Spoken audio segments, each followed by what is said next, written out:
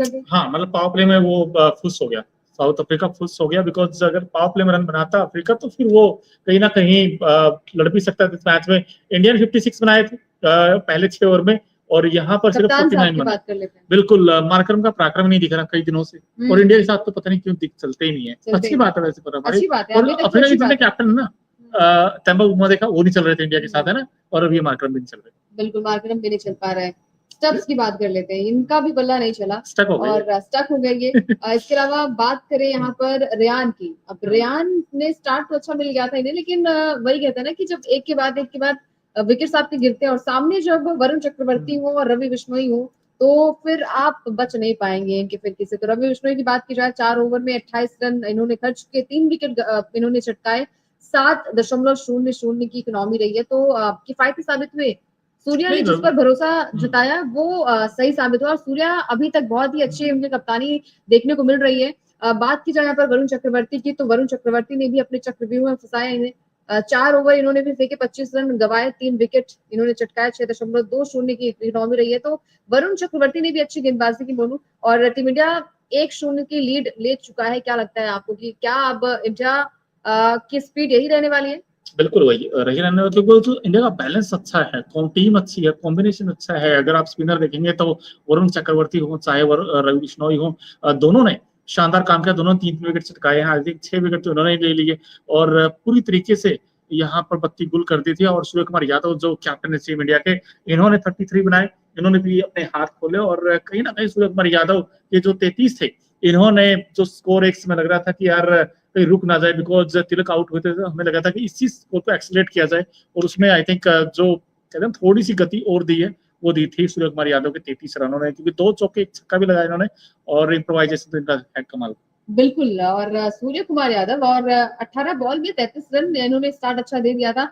और यही सारी चीजें होती है कि स्टार्टिंग अगर आपको अच्छी मिल जाती है तो फिर आपके नीचे वाले जो बल्लेबाज होते हैं उनके लिए मुश्किलें कम हो जाती है। लेकिन आज रिंकू ने भी निराश किया, रिंकू से उम्मीद थी कि थोड़ी अच्छी पारी खेलेंगे, हालांकि सूर्य, हालांकि माफ कीजिएगा, हालांकि संजू सैमसन ने जो पारी खेली है उसके बाद तो सबकी जो कमियां है ना वो छुप जाएंगी। संजू सैमसन की बात करें तो 107 रन बनाए, 50 बॉल का सामना किया, 214 से ज्यादा की स्ट्राइक रेट, 7 चौके 10 छक्के इनके बल्ले से आए, तो आपकी कमियां जो है वो छुप जाती है, चाहे वो अभिषेक शर्मा हो, चाहे वो आपके बात की जाए यहाँ पर संजू सैमसन की बात कर लेते हैं, तो अगर संजू सैमसन की शतक नहीं आते तो यहाँ पर अभिषेक शर्मा की भी पोल खुल जाती है और रवि माफ कीजिएगा रिंकू सिंह की भी पोल खुल जाती है। लेकिन वहां तक बात गई भी नहीं है, और तो ऊपर के टॉप ऑर्डर ने इंडिया के लिए अच्छा कर दिया। मैं इनफैक्ट विकेट देख रहा था अंकिता वरुण चक्रवर्ती के, जो 3 विकेट थे, मुझे लगा हाथ पांव खुल गए थे साउथ अफ्रीका बैटिंग करने आई, और उनको रन भी बनाने थे, विकेट ही बचाने थे, 202 बनाने थे, ठीक है। उनको उन्होंने आते ही पता क्या उन्होंने अटैकिंग में खेलना चाहा, और अटैकिंग अप्रोच उनकी फेल हुई आज, क्योंकि जो वरुण चक्रवर्ती ने 3 विकेट निकाले हैं, उन्होंने किस चीज के विकेट निकाले हैं वरुण चक्रवर्ती ने? पहला विकेट निकाला था उन्होंने मिलर का, उसके बाद क्लासन का भी आउट किया उन्होंने, और एक जो तीसरा विकेट था आई थिंक वो उन्होंने लिया था मिलर, क्रिस्टन नहीं रियान, पहले रियान को आउट किया, फिर क्लासन को आउट किया, फिर मिलर को आउट किया, तीनों खतरनाक बैट्समैनों को आउट किया, और तीनों ने बड़े शॉट खेल की, रॉन्ग शॉट सिलेक्शन था आई थिंक साउथ अफ्रीका की बैटिंग का, और सारे के सारे बैट्समैन अगर आप देखेंगे बाउंड्री लाइन पर आउट हुए। और ये भी सच्चाई है, हकीकत है, इसी ये मैदान बड़ा है, इस मैदान पर जितने आप डाउन द ग्राउंड शॉट खेलेंगे वो अच्छा रहेगा, लेकिन वो सारे के सारे शॉट्स उठाकर मारे हैं और इसलिए आउट हुए, बॉर्डर लाइन पे सारे के सारे खिलाड़ी पकड़े गए हैं। सो आई थिंक तारीफ करनी वरुण चक्रवर्ती, बिकॉज बार बार वो फ्लाइट करा रहे थे, और बार बार वो इनवाइट कर रहे थे बैट्समैन को कि आइए छक्के लगाइए अगर है हिम्मत तो, लेकिन वो और देखिए भले ही यहाँ पर अर्शदीप को पहला विकेट मिला, मतलब एक ही विकेट अर्शदीप को मिला, लेकिन कप्तान को आउट किया, एडन मार्टिन को आउट किया उन्होंने। और बात की जाए आवेश खान की, तो उनके भी खाते में एक विकेट आया, लेकिन स्पिनर्स का बोलबाला यहाँ पर देखने को मिला, चाहे वो रवि बिश्नोई, चाहे वो चक्रवर्ती, जैसे आपने कहा कि टॉप ऑर्डर बैट्समैन को यहाँ पर चलता किया। और यही सारी चीजें होती है कि स्टार्टिंग की अगर आपको विकेट मिल जाते हैं तो फिर कुछल्ले बल्लेबाज आई थिंक नर्वस हो जाते हैं, और वही हमने देखा भी है कि एक के बाद विकेट्स भी गिरे। तो अब टीम इंडिया की लीड 1-0 से बढ़त बना ली टीम इंडिया ने इस मैच में, और ऐसा ही प्रदर्शन रहा तो सीरीज भी अपने नाम कर जाएगी आराम से, क्योंकि जो भी टीम पहला मैच जीती उसके लिए चीजें आसान हो जाती है, बिकॉज अब 3 मैच बचे, अब 3 मैच की सीरीज रहेगी अफ्रीका के लिए, बिकॉज तीनों में से उनको कम से कम तीनों ही जीतने होंगे सीरीज जीतनी है, तो अगर 2 जीतेंगे तो फिर 2-2 से टाई हो जाएगी, तो उनको तीनों मैच जीतने होंगे। और इंडिया के लिए ये है कि इंडिया अगर अगला मैच भी जीत गया तो फिर इंडिया की बल्ले बल्ले है, लेकिन आज स्पिन टू विन वाला मामला था, और स्पिन टू विन में आई थिंक दोनों जो स्पिनर है बड़े इफेक्टिव रहे, चाहे वरुण हो और चाहे रवि बिश्नोई, और अच्छी बात क्या दोनों की कि उनको विकेट से मिले और कम रन दिए उन्होंने। एक ने, अगर आप रवि की बात करें, 28 रन दिए और उन्होंने 25 रन दिए। तो कहीं ना कहीं दोनों की जो गेंदबाजी थी बड़ी कमाल की रही। और अगर ये 10 ओवर में अगर आप देखें तो जो ये साउथ वाली टीम है वो तकरीबन 50 रन नहीं बना पाई 10 ओवर में। तो कैसे जीतेंगे? आई थिंक स्पिन जो दोनों की जोड़ी थी ना, ये बड़ी सक्सेसफुल रही। अगर most wicket for India in T20 this year अगर आप देखोगे तो रवि बिश्नोई आपके नंबर 2 पर है, अर्शदीप 29 सबसे ऊपर है, उसके बाद रवि बिश्नोई का नाम आता है। तो कहीं ना कहीं रवि बिश्नोई ने डिजर्विंग प्लेयर है और अक्षर पटेल उसके बाद है। बिकॉज ये दोनों प्लेयर ना, अक्षर और रवि बिश्नोई, मैं हमेशा कहता हूँ इनको T20 में इंडिया को बैक करना चाहिए। बिकॉज ये आपकी स्कीम ऑफ थिंग्स में तो रहने ही रहने चाहिए। अब ये है कि आप इस सीरीज में इनको ले लेंगे, अगली सीरीज में किसी और को, बिकॉज अब कुलदीप भी बाहर बैठे, तो कुलदीप आएंगे तो फिर इनमें से किसी एक का पत्ता कट जाता है। सो आई थिंक मेरा तो ये कि आप कंसिस्टेंट खिलाइए, आप इनको मौके दीजिए, बिकॉज ये आपके मैच विनर प्लेयर है। बिल्कुल मैच विनर प्लेयर है। और साथ ही साथ आज जैसी बल्लेबाजी टीम इंडिया की हुई, क्योंकि अगर कोई एक बल्लेबाज है, दो बल्लेबाज टिक जाता है और एक बड़ी पारी खेल के जाता है तो सामने वाली टीम पर प्रेशर भी होता है। क्योंकि आज 202 रन की जो टीम इंडिया ने बैटिंग की थी वो थोड़ा सा प्रेशराइज था। हमने पहले भी ये प्रेडिक्शन किया था 180 के ऊपर अगर बना दी टीम इंडिया ने तो फिर मुश्किलें हो जाएंगी साउथ अफ्रीका के लिए। और आज देखने को भी मिला 61 रनों से टीम इंडिया ने इस मैच को अपने नाम कर लिया है और सीरीज में 1-0 की बढ़त भी बना ली है। अब अगला मैच बड़ा इंटरेस्टिंग होगा। क्या वहां पर साउथ अफ्रीका बैक करेगी, कम बैक करेगी? सवाल बड़ा इसलिए होगा क्योंकि अपने ही ग्राउंड पर अगर आप मैच हारते हो तो ट्रोल भी किया जाता है। गकरबा है ना स्टेडियम का नाम, बड़ा यूनिक सा स्टेडियम है और बहुत कम देखा, क्योंकि हमने तो सेंचुरियन ज्यादा जोहान्सबर्ग देखा है, क्योंकि वहां पर भी ये तो किंग्समीड डरबन था ये वाला मैच तो जो था। लेकिन जो अगला मैच है, इनफैक्ट जो सेकंड T20 मैच है, वो जो मैच है वो हाँ गकरबा में होगा वो। और आपको बता दें वो मैच 10 तारीख को यानी कि संडे को होगा।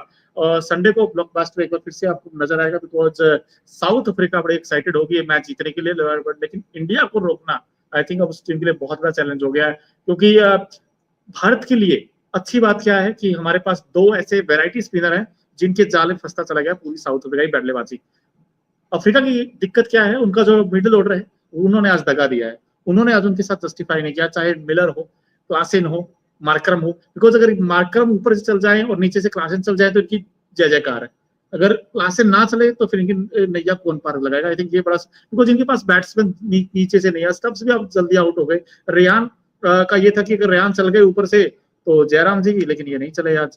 रिचा हेंड्रिक्स, ये वही है कि इन्होंने यूज किया था, रिचा हेंड्रिक्स भी फेल होते हैं और आज रेयान को लिया यही फेल हो गए। सो आई थिंक इनके लिए ओपनिंग सबसे बड़ा कंसर्न है साउथ अफ्रीका टीम के लिए। लेकिन भारत की जो 61 रनों की जीत है ये टीम इंडिया को, जो खासकर यंगस्टर हैं उनको बड़ा कॉन्फिडेंस देगी। और यंगिस्तान है इस बार गया है एक उम्मीद लेकर कि यहाँ से कई ऐसे खिलाड़ी निकलेंगे जो भारतीय टीम में जगह बनाने के लिए कहीं ना कहीं स्ट्रॉन्ग कंटेंडर होंगे। बिकॉज शुभमन गिल को भी आना है इस टीम में, जायसवाल को भी आना है और कुलदीप यादव को भी आना है, बुमराह को भी आना है, सिराज को भी आना है। सो जो आपका पेस अटैक है उसमें उनको भी आने वाले मैचेस में विकेट्स चटकाने होंगे अगर टीम में जगह बनानी है तो। और खासकर जो भारतीय टीम के लिए भाई एक से बढ़कर एक खिलाड़ी तैयार है। लेकिन आज जो सबका एक मैच पूरी तरफ, लेकिन संजू सैमसन की वो जो पारी थी वो एक तरफ है। बिकॉज 10 छक्के लगाना इस मैदान में, आई थिंक जितना बड़ा मैदान हमने देखा जहां पर साउथ अफ्रीका बल्लेबाज एक के बाद एक आउट होते चले गए बाउंड्री लाइन पर, लेकिन सूर्य कुमार यादव ने इसी मैदान पर, ऐसा लग रहा था सूर्य किसी और पिच पर खेल रहे, बाकी बल्लेबाज किसी और पिच पे खेल रहे। बिकॉज उन्होंने 3-4 बल्लेबाज मैंने देखा बाउंड्री लाइन पर आउट होते चले गए और लंबे लंबे शॉट्स थे वो क्रॉस नहीं कर पाए। लेकिन संजू सैमसन के सारे छक्के बाहर जाके गिरे, इनफैक्ट एक दो स्टैंड में जाके गिरा है। और ये चीजें होती है बोलूं कि अगर आप मतलब शतक के बहुत करीब है तो ये कहा जाता है कि आप स्लो हो जाते हैं। लेकिन संजू ने वो इंटेंट दिखाया। संजू जो थे वो डटे रहे, अड़े रहे और उन्होंने नर्वस, एक चीजें होती है ना कि आप अगर 100 के करीब है, आप 50 के करीब है तो आपकी पारी स्लो हो जाती है। लेकिन उस पारी में वैसा ही बार बार शॉट्स खेलना, वैसे ही शतकीय पारी खेलना अपने आप में कॉन्फिडेंस दिखाता है कि नहीं भैया आप नर्वस नहीं होंगे, आप और अच्छी पारी खेल पाएंगे। संजू की तारीफ जितनी की जाए उतनी कम इसलिए हो जाती है क्योंकि बार बार इन्हें हमने देखा कि इससे पहले भी जितने भी मैचेस हुए थे, अफगानिस्तान के साथ जो मैच था और जो मैच था अभी हाल ही फिलहाल में बांग्लादेश से पहले वाला जो मैच था, वहां पर भी ट्रोल हुए थे क्योंकि डक पर आउट हो जा रहे थे। संजू सैमसन मुझे याद आता है, संजू सैमसन पिछला टूर जब हुआ था ना इंडिया का, वहां पर भी 100 बनाया था। मैं और अखिल से इनफैक्ट हमने हाईलाइट किया था, संजू सैमसन ने वहां पर 100 बनाया था उस मैच में भी। तो जब आपको पता है कि मुझे सिचुएशंस का, वहां की कंडीशंस का उससे वाकिफ है और वहां खेलना किस पेस पर गेंद आएगा, तो आई थिंक उनको ऑलरेडी पता था चीजों का। और जो बैट्समैन 40 में 100 बना के आया भाई उसका कॉन्फिडेंस तो फिर अलग ही नजर आता है। तो संजू सैमसन का ये नो डाउट पहले से हम कहते हैं कि भाई प्लेयर आउटस्टैंडिंग है, बट कंसिस्टेंसी कंसिस्टेंसी इनका सबसे बड़ा कंसर्न था, लेकिन उस पर इन्होंने काम किया है। अब ऐसा लग रहा है कि यार अलग ही संजू नजर आ रहा है। जो एक साल पहले हम संजू देखते थे और आज जो संजू देखते हैं उसमें जमीन आसमान का अंतर है। और आई थिंक इसका क्रेडिट जाना चाहिए संजू सैमसन खुद भी, और जो डोमेस्टिक में रन बनाए हैं, चाहे रणजी ट्रॉफी और मैचेस अच्छी में बात देखा। ये भी है कि मैनेजमेंट ने इन पर भरोसा जताया। बिल्कुल, और फिर ये कैप्टनसी भी करते हैं आरआर की, तो कहीं ना कहीं कॉन्फिडेंस तो हर जगह से आता है। और बड़े प्लेयर है, नो डाउट, बहुत बड़े प्लेयर है, गेम चेंजर है। और बस इंडिया को ऐसी बल्लेबाजी इनकी कंटिन्यूअस रहे तो बहुत ही अच्छा हो जाएगा। अब मतलब शुभमन गिल की कोहली दिक्कत हो सकती है। अब शुभमन गिल की दिक्कत हो सकती है, क्योंकि अगर संजू सैमसन ऐसे रन बनाते रहे तो गिल के लिए प्रॉब्लम हो जाएगी, बिकॉज गिल के रन नहीं